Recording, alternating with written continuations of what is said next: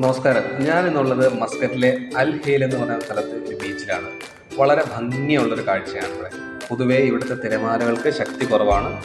വളരെ ഭംഗിയുള്ളൊരു കാഴ്ചയാണ് എനിക്കിവിടെ കാണാൻ സാധിച്ചത്.